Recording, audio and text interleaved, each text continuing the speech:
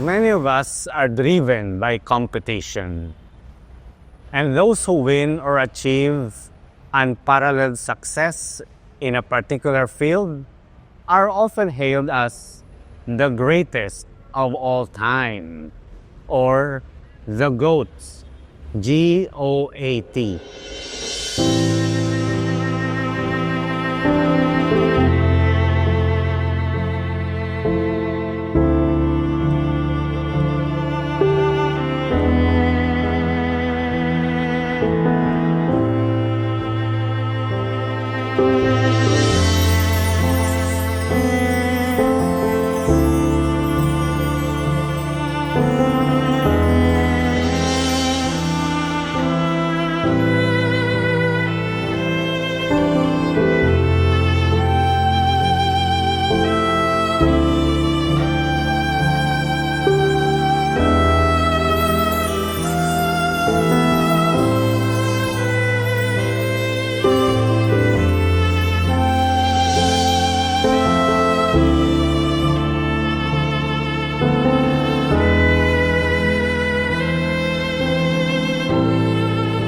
In sports, for example, the GOAT is the athlete with the most records of championships. However, today's GOAT can easily become tomorrow's WOTs, which means worst of all time. Consider Muhammad Ali, who famously declared, "I am the greatest." His triumphs were followed by years of personal and health struggles. His battle with Parkinson's disease, marked by physical and cognitive decline, remind us of the transient nature of fame and success. Many sports icons, once at the peak of their careers, have eventually been replaced or forgotten. This pattern is not confined to athletes.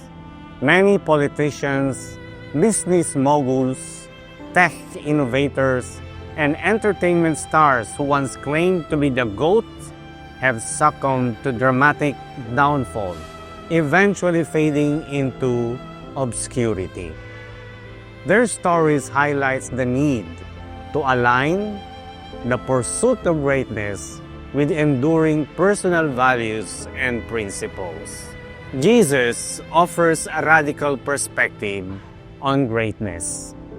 He teaches us in the Gospels, anyone who wants to be the first must be the very last and the servant of all.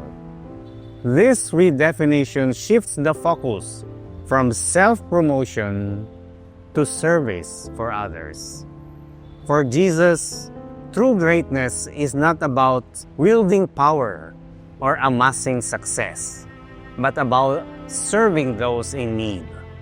He embodied this principle by washing the feet of the disciples, a task usually reserved for servants during his time. By humbly washing his disciples' feet and ultimately sacrificing his life, Jesus gives us an example of a great leader. His servant leadership has become alien to many government leaders who, instead of serving their constituents with humility, honesty, and dedication, use their office to enrich themselves and perpetuate their rule. In his Sermon on the Mount, often called the Beatitudes, Jesus overturns society's conventional values associated with greatness. He invites us to compete not for worldly status, but for spiritual integrity and ethical living. From this perspective, rooted in humility, compassion, and the unwavering pursuit of justice and peace, what is particularly revolutionary in Jesus' teaching is that one does not need to perform record-breaking achievements or feats to be considered great. For instance, a teacher who spends extra time helping a struggling student, a neighbor who supports someone in need, a volunteer aiding disaster victims, parents prioritizing their children's well-being, or doctors offering care and concern for their patients for free. They all exemplify greatness. Their actions may not make headlines, but they foster a culture of generosity and support that uplifts not just individuals, but entire communities. The ripple effect of kindness shows that a single ordinary act, motivated by a desire to serve others, can lead to collective greatness. This is the reason why today we celebrate the Feast of the Holy Innocents, who are considered the first great martyrs for Christ. Many people might raise their eyebrows and ask, why do we have to honor these dead infants? All they did was to die. We might think of them as victims, not martyrs. But let us think again. Perhaps we can call them victims because they were just innocent bystanders in a political conflict that had nothing to do with them. They died not for their beliefs or actions, but simply because King Herod wanted to kill all male infants in order to eliminate the newborn Jesus, whom he perceived as a threat to his reign. But by their death, these holy innocents actually did something great. They became symbols of the senselessness of violence against the most vulnerable members of our society.